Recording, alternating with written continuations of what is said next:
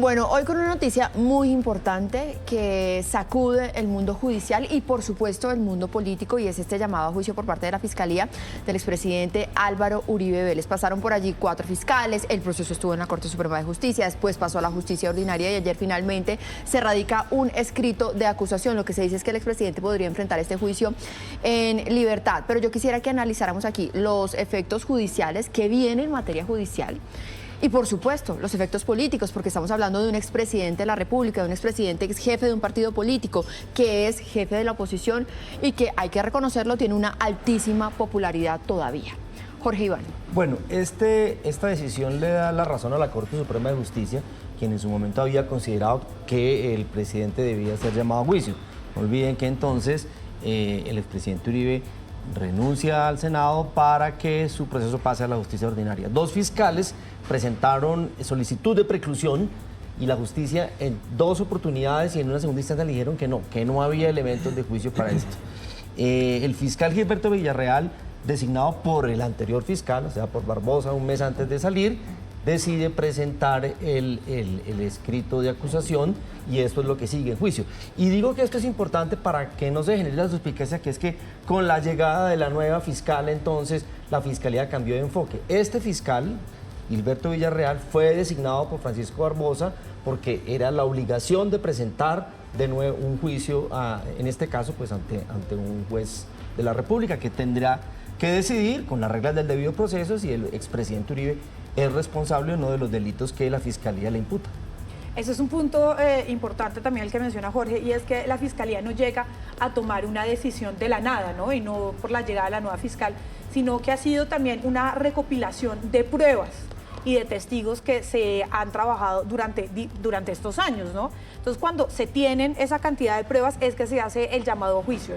Hay un sustento jurídico y un sustento probatorio que es importante tener en cuenta, ya que lo que habla y lo que dice en el escrito de acusación es que el expresidente presuntamente coordinó, dirigió y patrocinó una estrategia para lograr testimonios y documentos y pruebas que lo beneficiarían, en ese caso a él y a su hermano Santiago Uribe, en las investigaciones sobre su presunto y los presuntos vínculos de su hermano con grupos paramilitares.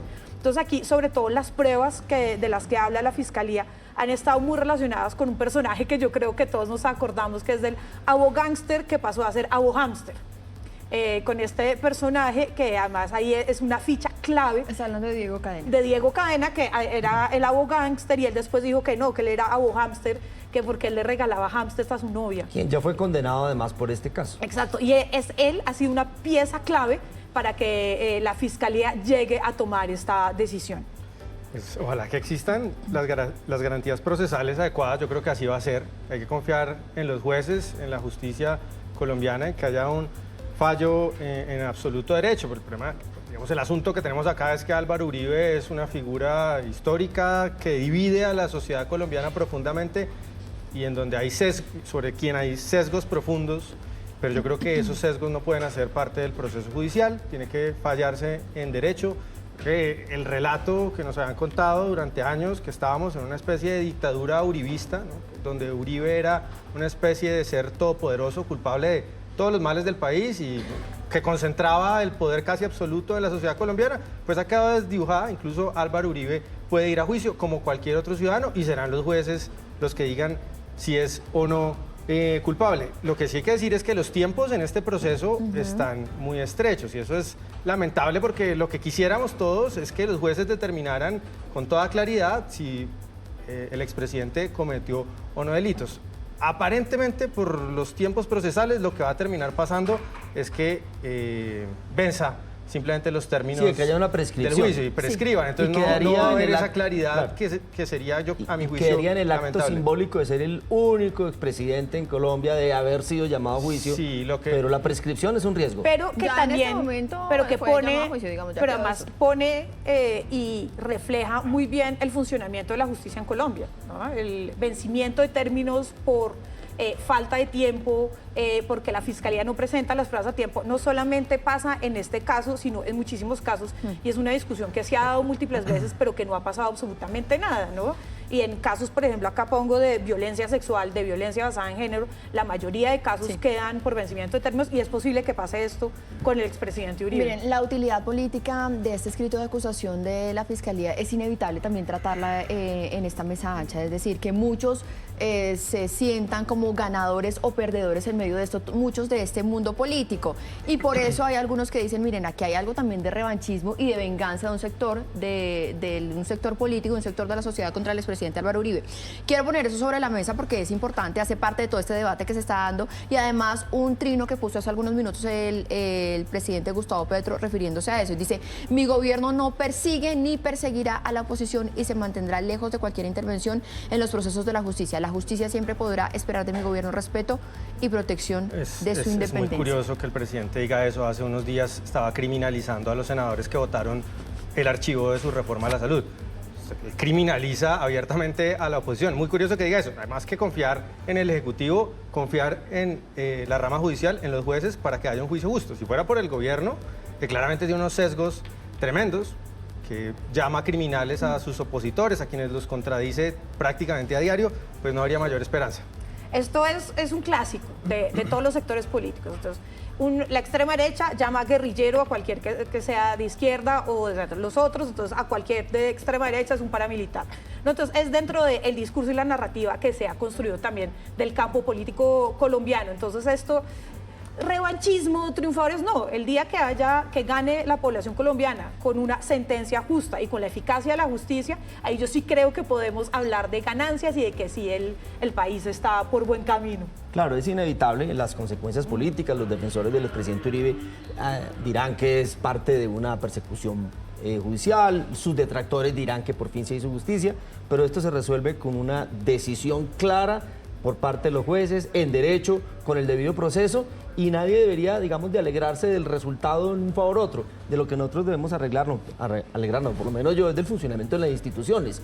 Así los fallos no nos sean favorables a nuestras expectativas. A mí sí algo que me preocupa es que esto sirva para aceitar una constituyente y que sirva para acercar sectores de derecha a una constituyente. O para promover, por ejemplo, ese perdón judicial que va a ser nuestro siguiente tema allí en el sofá ancha. Claro. 7 de la mañana, 14 minutos, volvemos con la mesa ancha y vamos a hablar ahora de ese polémico proyecto que se conoció en las últimas horas en donde se establecería un perdón judicial por parte del presidente de la República.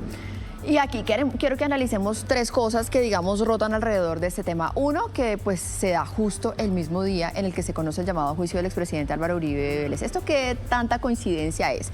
Lo segundo es que, pues, por supuesto, se pone sobre la mesa cuando en el país se está hablando de una Asamblea Nacional Constituyente. Pareciera que, o podría ser este como el plan B.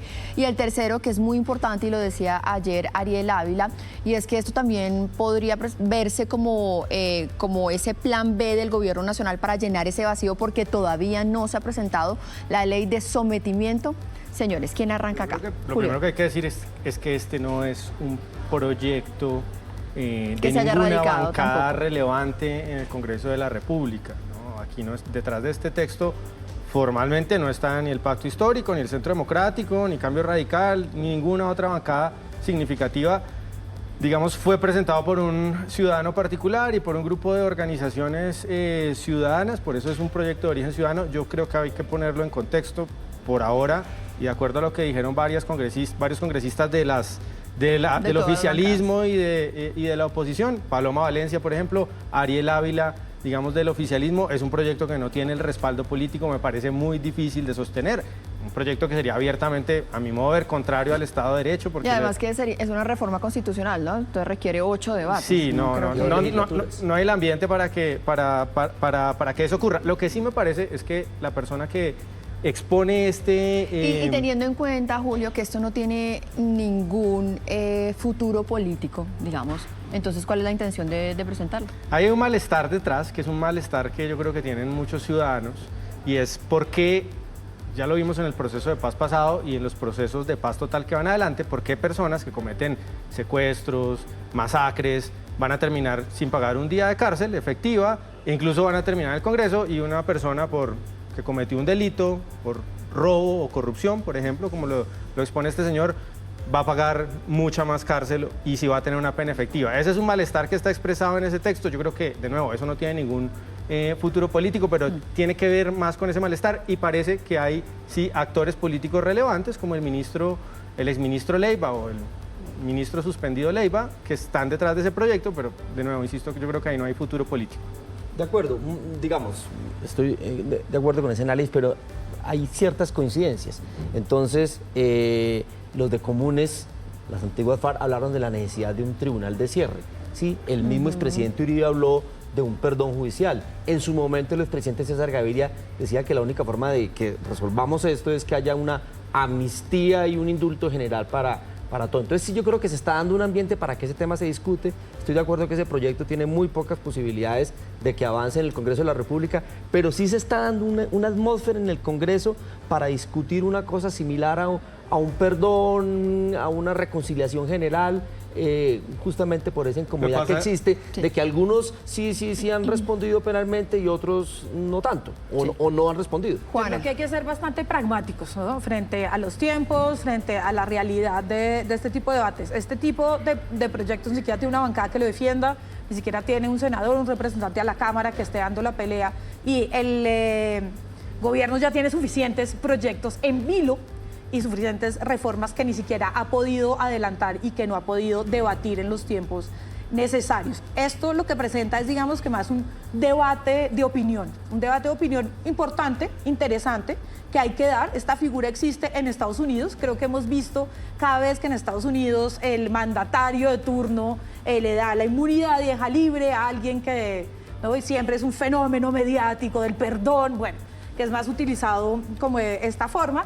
El proyecto y esta idea no pretende, ¿no?, liberar de culpas o de procesos a los crímenes de lesa humanidad. Se concentra más en esos pequeños crímenes, en los crímenes de como la corrupción, que sigue estando en el debate, pero que nunca ha trascendido, ¿no? No nos olvidemos que el plebiscito anticorrupción no tuvo los votos necesarios, que siguen siendo temas preocupantes en la opinión pública, pero que no pasa nada realmente de fondo, y creo que no pasa de allá, aparte de la discusión que, por ejemplo, estamos dando hoy aquí en de este aprobarse, Super Sánchez.